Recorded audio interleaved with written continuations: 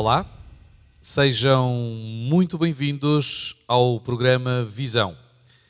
É aqui relembramos que a atualidade espiritual acontece.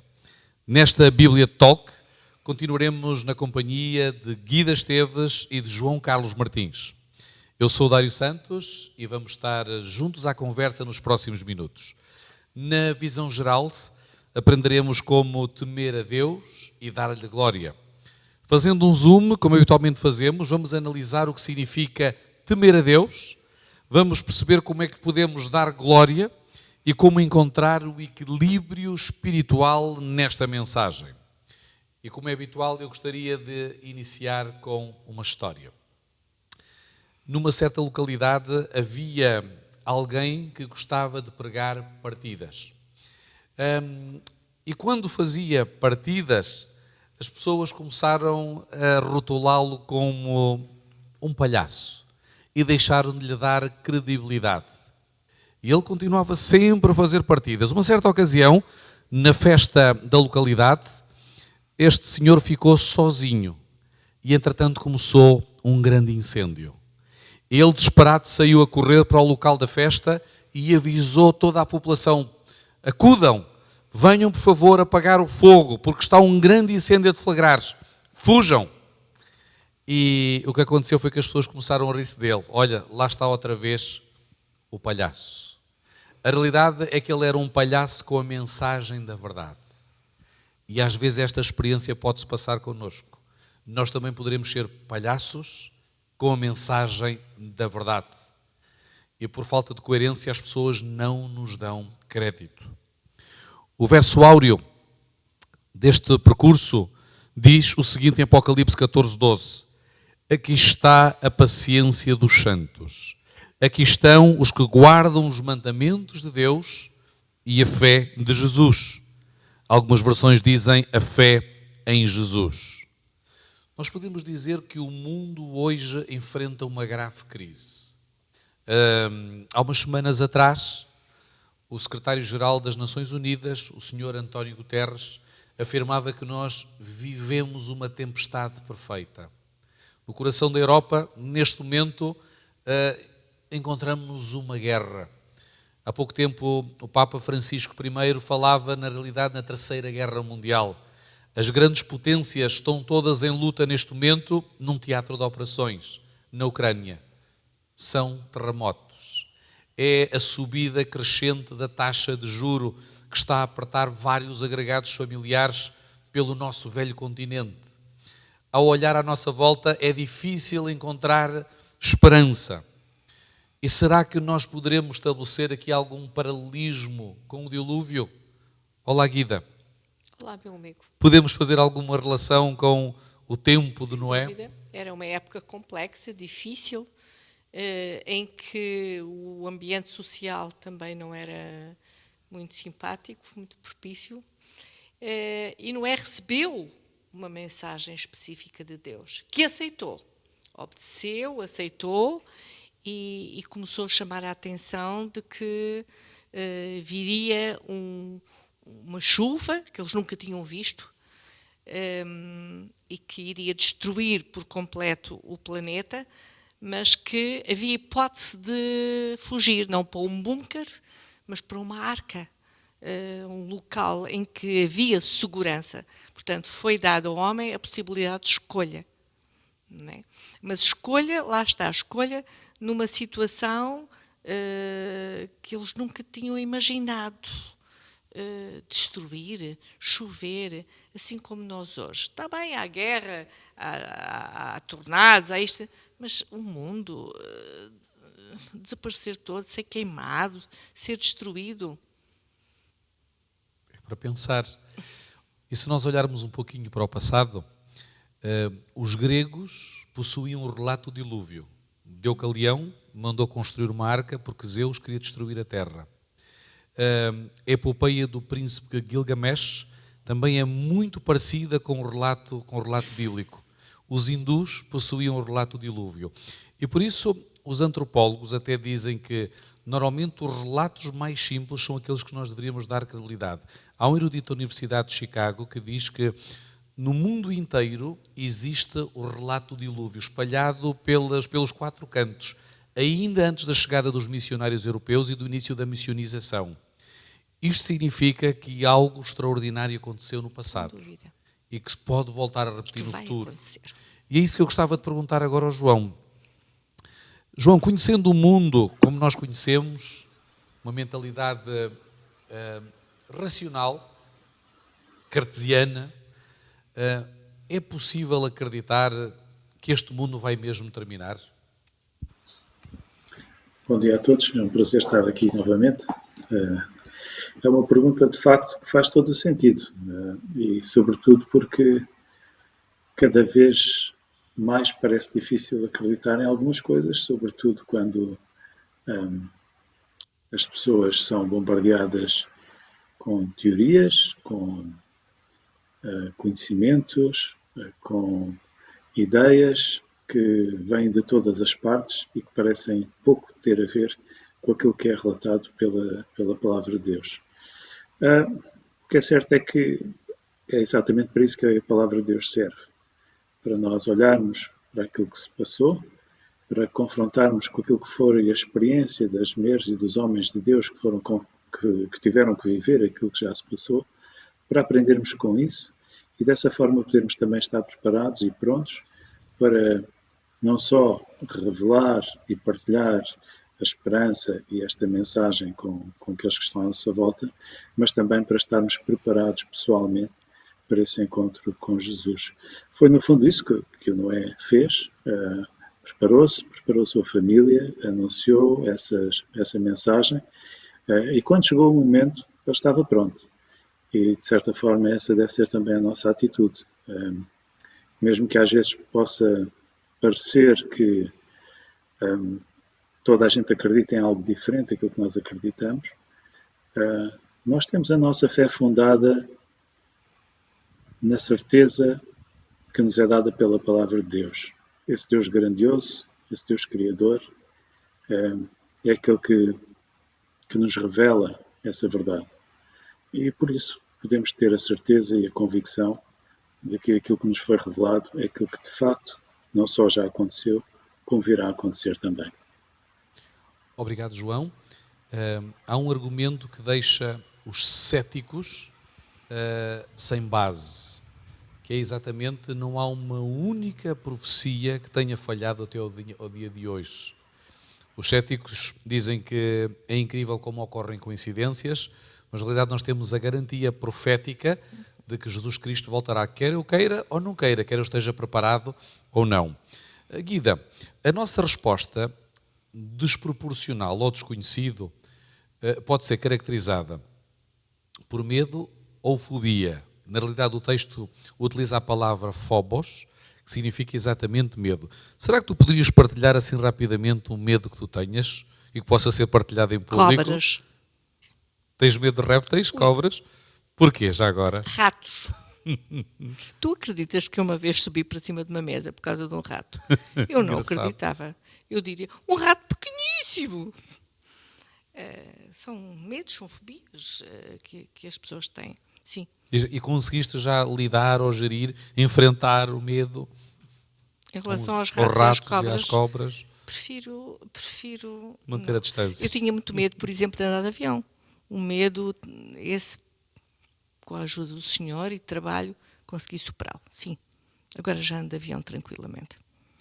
É que a nossa lição convida-nos a temer a Deus. Uhum. Se nós utilizarmos este medo que tu mencionavas, o medo dos répteis, dos ratos, andar de avião, ou até o medo fóbico, ou ter medo de um pai ou de uma mãe que foram arbitrários, violentos, será que é esse medo que o apóstolo São João nos está a convidar a exercer na presença de Deus? De forma nenhuma. A palavra de Deus é muito clara e diz, por exemplo, temam a Deus, louvem-no, adorem-no. Este temer tem a ver com respeito, tem a ver com reverência, tem a ver com o assombro, tem a ver com admiração. Admiração pela sua infinita sabedoria pelo seu incrível poder e pela sua graça maravilhosa. Este temor tem a ver, brota naturalmente como resultado de uma grande lealdade a Deus, de uma submissão à sua vontade, e olhando para aquela atitude maravilhosa de Jesus, de se entregar por cada um de nós, isso leva-nos a temê-lo, mas a temê-lo, a amá-lo, a admirá-lo, a reverenciá-lo. Será que o medo não nos ajudará a conhecer os nossos limites? Sem dúvida. O que é que seria da nossa existência se nós não Sem tivéssemos dúvida, medo numa perspectiva protege-nos. racional? Com certeza. Agora, é bom é que ele seja consciencializado e que não nos leve a atitudes extremas e de grande sofrimento. Eu, quando tinha medo de andar de avião, sofri imenso, mas imenso. Não comia, eu quase que não respirava. Não comia, não mexia, não bebia água, não bebia nada. Mas o que é que me fez mudar? Isto é interessantíssimo, tem a ver com o amor. No dia em que o meu filho disse que queria ser piloto de aviões, foi um dia de grande sofrimento. Naquele dia e outros para a frente. Não só por eu ter medo de andar de avião, mas que percebia uma série de conjuntura de ilações que estavam na minha cabeça. Mas por amor ao meu filho e com muita oração, eu fiz uma viagem, por exemplo, do Funchal a Porto Santo, com ele numa avionete, daquelas do tempo do... Enfim, e que cheirava imenso a combustível, e a passar mesmo por cima do oceano, quer dizer, aquilo...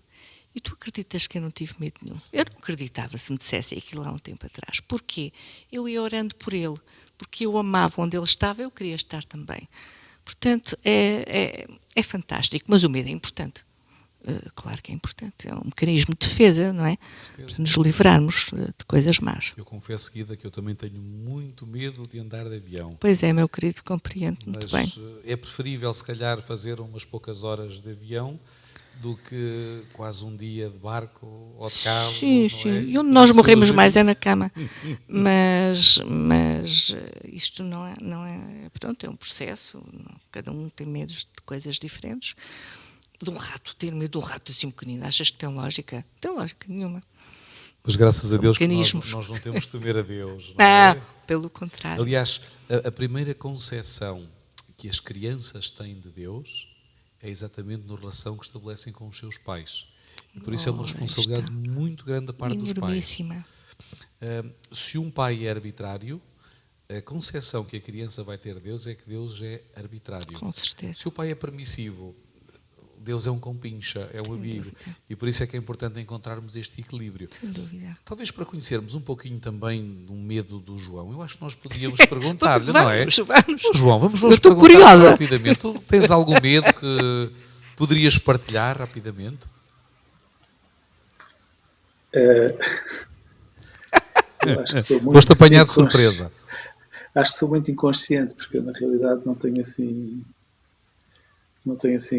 grandes medos. Não gosto muito de cobras, mas não posso dizer que seja medo. Não tenho assim... Faz-me impressão a cobra, mas não é bem o medo. Não tenho assim grandes medos, não. Sou muito... És um homem feliz. Sou uma pessoa muito amiga do risco, o que às vezes me traz problemas, mas bom. Não tenho assim muitos medos. Possas partilhar. Olha... mas... O texto fala em temer, mas também obedecer. A Guida falava aqui em submissão a Deus. Nós temos aqui vários textos, Deuteronômio 6.2, Salmo 119, Eclesiastes. Sobretudo fala no resultado do temer a Deus. Qual é o resultado que nós temos na nossa vida quando tememos e obedecemos a Deus? Eu gostei muito da intervenção da Guida a comparar o temer ao amar. Eu acho que esta perspectiva de temer a Deus tem muito a ver com amar a Deus. E quando nós olhamos para o Antigo Testamento, conseguimos ver muito nitidamente essa perspectiva e essa comparação. Aliás, tu na semana passada, Dário, falavas sobre a Shema, em Deuteronômio 6, não é?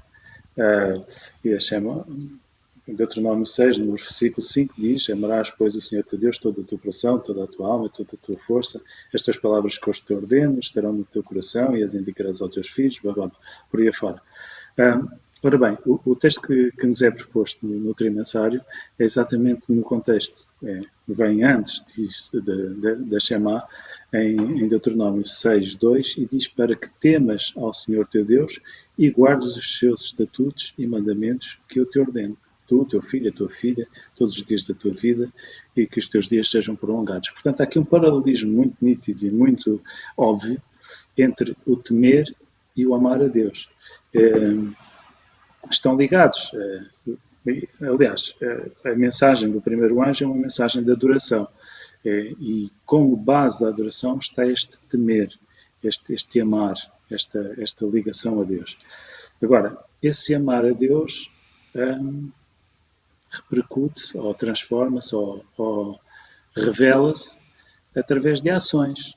Jesus, no Evangelho de João, penso no capítulo 14, diz que se me amardes, guardareis os meus mandamentos, não é verdade? E, portanto, é esta a perspectiva de temer a Deus, de amar a Deus, e como consequência deste amor, deste temor, deste relacionamento, desta perspectiva de vida em comunhão com Deus, então nós vamos viver a vida de uma forma diferente. E por isso vamos guardar os mandamentos. Obedecer porque amamos, porque é uma consequência da salvação, porque é a consequência daquele Evangelho eterno que falávamos a semana passada. Jesus fez isso por nós, por isso eu amo, e ao amá-lo eu vou fazer aquilo que é melhor para mim, porque é aquilo que Ele planeou para mim, porque é aquilo que Ele sabe que me poderá levar a esta salvação. Não pelo que faço, mas porque Ele vive em mim. João, é uma obediência... Sim, sim. Sim, sim. Eu estava aqui a recordar o texto de Eclesiastes, no capítulo 12, 13 e 14, e tu evocavas também na semana passada a questão da justiça. O texto diz assim: de tudo o que se tem ouvido, o fim é: teme a Deus e guarda os seus mandamentos, porque isto é o dever de todo o homem. Porque Deus há a trazer a juízo toda a obra e até tudo o que está encoberto, quer seja bom, quer seja mau. A justiça anda pelas ruas da amargura, como nós dizemos. O poder, por vezes, é corrupto. De que forma esta fidelização, esta fidelidade a Deus, esta submissão, poderá trazer também esta dimensão de justiça? O texto diz que Ele vai trazer tudo o que está encoberto, quer seja bom e quer seja mau. Não sei se alguma vez foste injustiçado e se encontras algum conforto neste texto. Todos já nos sentimos injustiçados, e dramático é quando cometemos injustiças para com os outros, não é? Aí é que é ainda mais dramático, e como pecadores todos já o fizemos. É verdade, a consequência do pecado é esta injustiça.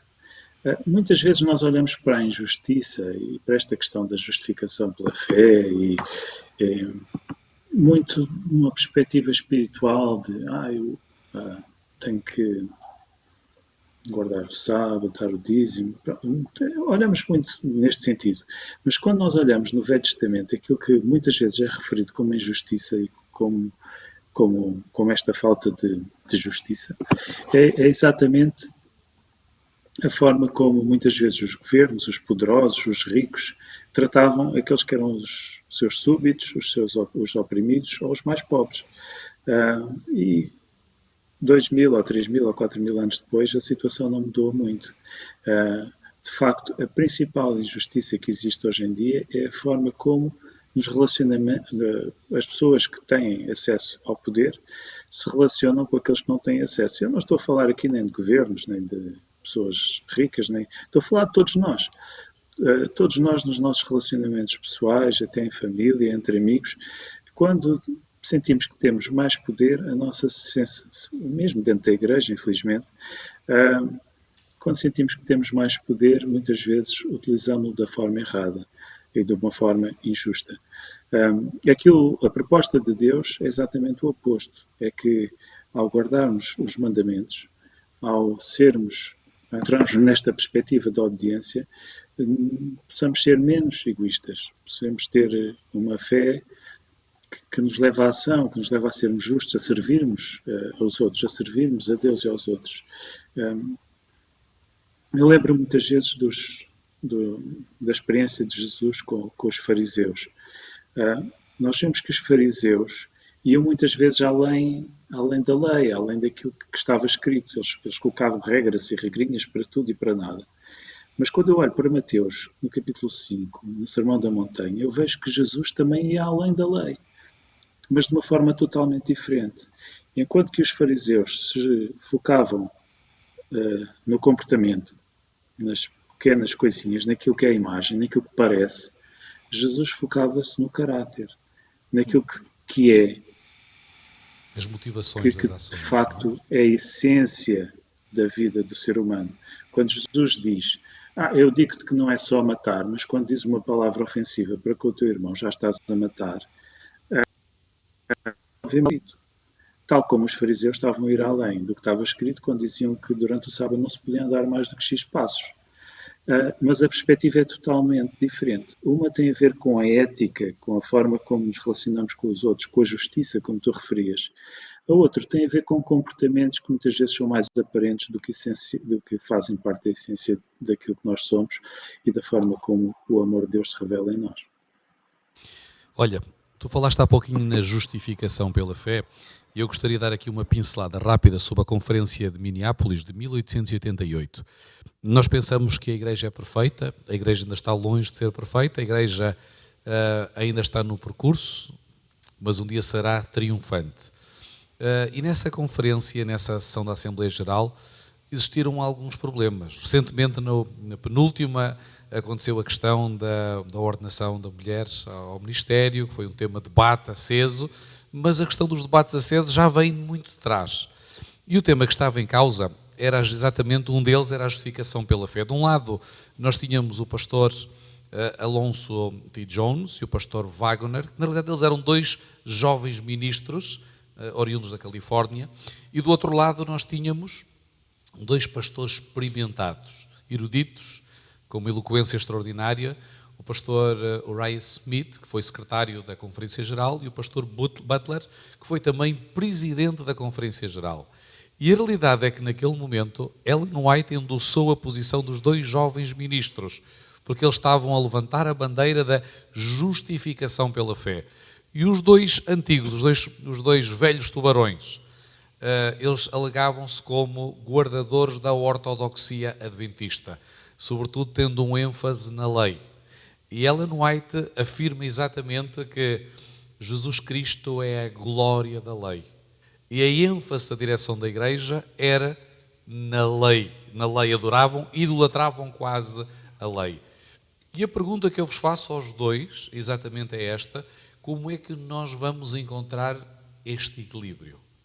O equilíbrio de evocar Jesus, e o autor da lição deste semestre, o pastor Mark Finley, um dos vice-diretores da Conferência Geral, foi um dos pregadores até ao momento contemporâneo, juntamente com o pastor Alejandro Bulhon, da justificação pela fé. Como é que nós vamos encontrar o equilíbrio que sempre existiu na Igreja entre o que é, em primeiro lugar, Jesus Cristo, evocá-lo, e também dar consideração pela lei? Por outro lado, nós sempre encontramos a chamada dialética entre conservadores e liberais. Como é que nós vamos encontrar este equilíbrio? Sintam-se à vontade, Guida e João, para poder responder a esta pergunta, que é um desafio hoje ainda na Igreja, não é? E continuará a ser, creio eu. Vamos lá ver. À medida que nós vamos conhecendo Jesus de uma forma sincera e honesta e apercebendo-nos do amor de Deus para conosco, Ele vai efetuando em nós se nós o permitirmos e desejarmos, um trabalho. E a palavra de Deus é muito clara em que amar implica obedecer. Ele criou-nos, Ele amou-nos primeiro, Ele escolheu-nos e Ele conhece melhor do que ninguém algumas regras que são importantes para o funcionamento do nosso corpo, da nossa mente, das nossas emoções. O que será, vamos lá ver, o que nós temos também de combater muito é a crença a que todos nós podemos estar sujeitos, que somos capazes. Eu até sou boazinha, eu até estudo a lição, eu faço coisinhas boas ao meu próximo. Portanto, isto é uma coisa bastante importante. O que nós temos de pedir ao Senhor que nos ajude cada vez mais a estar bem firme na nossa mente é que nós somos salvos pelo sangue de Jesus, o nosso Salvador, e isso é aceito pela fé, é só pela fé. Reparem bem, Hebreus capítulo 12 diz: olhemos para Jesus, Ele é a fonte da nossa fé e aquele que a aperfeiçoa, o qual, pela alegria que lhe estava reservada, suportou a cruz, aceitando a humilhação, vindo a sentar-se à direita do trono de Deus. E no versículo 1, creio que era 1, diz: deixem as coisas que vos embaraçam e aceitem este Jesus e pela fé aceitem este sacrifício e vivam na certeza de que os vossos pecados foram limpos pelo sangue de Jesus e partilhem da vossa experiência com aqueles que estão à vossa volta. O meu amigo tem de certeza uma coisinha muito boa para nos contar. João, não sei se queres também partilhar a tua sensibilidade sobre este momento da Igreja e que tem implicação nos nossos dias. Eu concordo muito com o que a nossa querida amiga Guida acabou de dizer. Eu acho que o olhar para a cruz, onde a justiça e a misericórdia se juntam, é a forma de podermos, de uma forma equilibrada, perceber que o mesmo Jesus que é justo é também misericordioso. E a nossa maneira de agir e de olhar para aqueles que estão à nossa volta deve ser muito da mesma forma. Eu gosto de pensar que gosto de aplicar a justiça a mim e a misericórdia àqueles que estão à minha volta. Porque Deus não nos deu esta prerrogativa de julgarmos aqueles que estão à nossa volta. Isso graças a Deus, é Ele que assume essa responsabilidade, não sou eu. Mas Ele pede que sejamos misericordiosos como Ele é misericordioso. E, portanto, devemos ser sensíveis às perspectivas diferentes de outras pessoas, de outros queridos irmãos na fé, que possam ser eles mais conservadores que nós ou mais liberais do que nós. Devemos escutar, saber ouvir, perceber que não temos a verdade toda, porque a verdade toda está só em Deus, está só em Cristo. A Igreja está muito perto da verdade, mas eu, pessoalmente, não tenho a verdade toda. E saber escutar, saber ser humilde o suficiente para aprender. Nós vamos ter a eternidade toda para aprender, portanto, não tentemos saber já tudo, porque não sabemos. Nem vamos saber, e graças a Deus por isso, que só saberemos e só nos será tudo revelado quando um dia estivermos no céu com o nosso bom Deus. E, portanto, eu penso que, acima de tudo, precisamos ter a humildade de perceber que há outras perspectivas que são válidas. Temos que ter a humildade de saber escutar e a humildade de saber ser misericordiosos uns para com os outros. Obrigado pela sabedoria. Enriqueceu-nos. A complementaridade que assistimos aqui. Bom. Sim, efetivamente, reavivamento sem reforma significa espiritualidade sem compromisso. Reforma sem reavivamento é legalismo. Outra dimensão que João Batista traz à nossa discussão é a conversão das gerações. Nós vivemos às vezes num momento de conflito geracional. Os baby boomers, com a geração Y, Z e millennials, com visões distintas sobre como viver a igreja. E nesta visão intergeracional em Cristo Jesus, nós podemos ter unidade, podemos ter equilíbrio. Por isso, eu acredito que o vosso contributo ajudou-nos a perceber como é que poderá funcionar esta dimensão. É verdade, Guida, porque se nós não vivermos uma vida centrada em Deus, jamais conseguiremos ter esse equilíbrio. Lógico. Como é que vamos viver uma vida centrada em Deus? De uma forma prática. Olha, meu querido, todos nós desejamos viver bem. Todos nós desejamos viver com bem-estar, com paz, com harmonia. E Deus pode dar-nos isso. Se nós o buscarmos e se nós o aceitarmos. Eu ouvia-te dizer, penso que foi no sábado, não me recordo, uma coisa que gostei imenso. Ou na quarta, não sei, foi num dia destes. O pastor Dário dizia uma coisa que me tocou profundamente. É que nós podemos estar cheios de problemas, nós podemos estar cheios de lutas e dificuldades e ter a alegria da salvação. E ter alegria e ter paz no nosso coração. Foi no domingo. Foi numa reunião de jovens. É isso mesmo. Quando Jesus é o nosso grande amigo, quando há um relacionamento de amor em que nós percebemos completamente, todos nós temos necessidade de ser amados, de ser compreendidos, de ser aceitos. E Ele ama-te, Ele aceita-te, Ele compreende a ti, a mim. E isso dá-me uma segurança tão grande e é tão bom que me vai dar a força, o ânimo, a coragem para continuar a minha vida, procurando ser fiel, ser obediente, correndo, como Paulo dizia naquela ilustração tão bonita, correndo com perseverança a carreira, olhando para Jesus. Correndo, olhando para Jesus, porque Ele é a fonte da nossa fé e é aquele que nos pode aperfeiçoar. Não há nada na psicologia, não há nada na psicoterapia. Eu não estou a dizer que estas coisas não são importantes. Estou a dizer que não há nada que se compare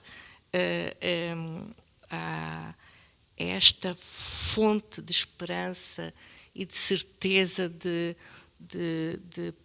poder, mediante a nossa aceitação, alteração no nosso comportamento. Podemos chorar, podemos ter fome, podemos ter muitas dores, mas temos uma esperança maravilhosa, a alegria de que Jesus está connosco, nos prometeu e que vai voltar. É a meta, é a recompensa. E o apóstolo São Paulo, no capítulo 12 de Hebreus, até utiliza um termo hipomone, que é a capacidade de continuar a perseverar, apesar do ambiente adverso que possamos estar a viver. E quantas vezes não passamos, Guida, não é? Por ambientes de grande adversidade, de estados a toda a hora. João, o texto fala também em dar glória a Deus. É utilizada no capítulo 14, no versículo 7, a expressão dar glória a Deus, no contexto do juízo. De que forma? De que forma é que nós podemos dar glória a Deus de uma forma prática para as pessoas que nos estão a ouvir lá em casa?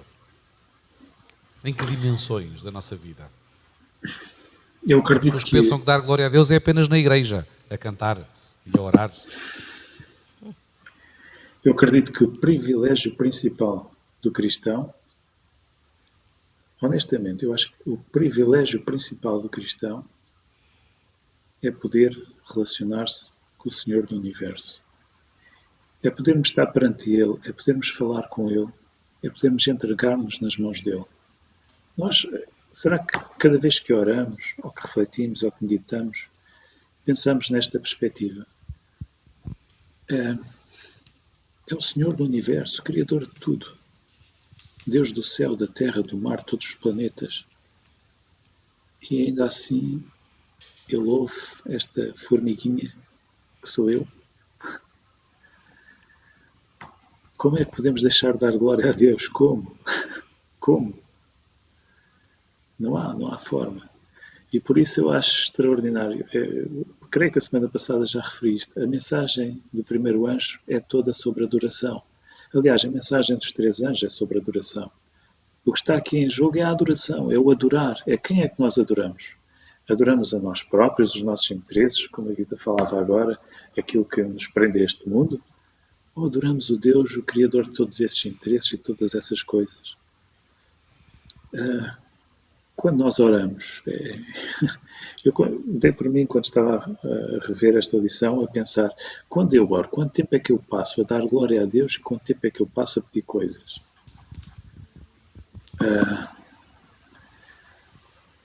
É que dar glória a Deus é fundamental para a nossa vida cristã, é fundamental para este relacionamento que temos com Ele. É o reconhecimento de que por nós próprios não somos nada. É o reconhecimento de que Ele é o Senhor do Universo e nós estamos perante Ele. Não quer dizer que tenhamos medo, como falámos no início. Quer dizer, sem dúvida, que tenhamos respeito, mas que tenhamos amor, que tenhamos esta gratidão, que tenhamos este envolvimento, este relacionamento, esta dependência total e completa do Senhor do Universo. Como é que nós podemos não louvar? Como? Não há hipótese. Temos que louvar. Temos que louvar porque só louvando a Deus nós reconhecemos e vivemos esta vida de entrega, de dedicação a Ele e de dependência total. Agora, tu perguntavas que tipo de adoração é essa, prática, não é? Dimensão prática, exatamente. Que tipo de e as pessoas direção olham para a adoração no sentido de glorificar a Deus numa perspectiva transcendental, às vezes quase intangível. No nosso cotidiano, no nosso dia-a-dia, como é que podemos dar glória a Deus? Que pode acontecer, não é? Que pode acontecer, porque Deus é transcendental. Ele não está aqui ao nosso lado, não é? Pode acontecer, essa é uma das perspectivas, mas há outras, de facto, através do relacionamento pessoal, da meditação, da oração, da leitura da Palavra de Deus. Essas são as formas que estamos mais habituados a ouvir, através do testemunho, da forma como nos relacionamos com os outros e revelamos o caráter, o nosso caráter transformado por Deus. Mas a perspectiva que eu mais gosto é uma que já referi a semana passada quando perguntavas sobre porque é que a mensagem dos 3 anjos se relaciona com a mensagem social da Igreja, não é? E tem a ver justamente com aquilo que aprendemos, e eu referi a semana passada já, em Isaías 58, que às vezes nós sentamos muito nesta perspectiva de nós até conhecemos algumas comunidades religiosas que se fecham em conventos só para orar e jejuar e para não falar e para ler. Não, mas porquê? Aquilo que Deus nos apresenta, a proposta de Deus para a verdadeira oração, para a verdadeira adoração, melhor dizendo, não são rituais, não são restrições impostas, são antes uma vida de serviço, de sentir que a minha vida foi transformada e isso se reflete em ações de bênção para aqueles que estão à nossa volta. Servir, amar, libertar, ajudar, apoiar, isso também é adorar a Deus. Porque quando o fazemos, estamos a fazer aquilo que certamente Jesus faria se estivesse no nosso lugar. Essa é a forma mais correta de dar glória a Deus. E é muito interessante que Isaías capítulo 58 termina com o sábado, que é também uma das formas, é um dos momentos especiais para adorar a Deus. João, se me permites interromper, esta dimensão que tu estás a trazer agora, e Ellen White, a profetisa do Senhor para este último tempo, afirma que o sábado, a mensagem da saúde, do estilo de vida saudável, faz parte da mensagem do terceiro anjo. E é aqui que nós também recebemos alguns princípios de como honrar a Deus através das escolhas que fazemos para o nosso corpo e como adoramos a Deus no dia que Ele escolheu para a adoração, que é o sábado. Nós não temos já muito mais tempo, eu só vou deixar uma perguntinha muito rápida para a Guida. Guida, quem é que são os vencedores do Apocalipse? Permita ao Senhor que sejamos cada um de nós. Amém. Aqueles que aceitarem a morte do Senhor Jesus na cruz do Calvário, aqueles que obedecerem, aqueles que espalharem esse amor àqueles que estão à nossa volta, que falem de que Jesus vai voltar. Reparem que a mensagem do Apocalipse é uma mensagem de vitória, não é uma mensagem de derrota. E que todos nós sejamos daquele povo que vai vencer pela sua graça, pelo seu poder. Portanto, está dependente de nós aceitarmos ou não essa vitória que o Senhor nos quer dar. Obrigado, Guida. Obrigado, João. Foi um a partir prazer. de Bruxelas. Eu gostaria de concluir com um versículo, está em 1 Coríntios 10:31. Portanto, quer comais, quer bebais, ou façais outra coisa, fazei tudo para a glória de Deus. Quando submetemos a nossa vida a Cristo e até o nosso corpo, este irá tornar-se o templo do Espírito Santo. Confie em Deus e viva uma vida de obediência. Obrigado pela vossa preferência. Na próxima semana marcamos encontro aqui no Biblitalks. Até lá e que Deus vos abençoe.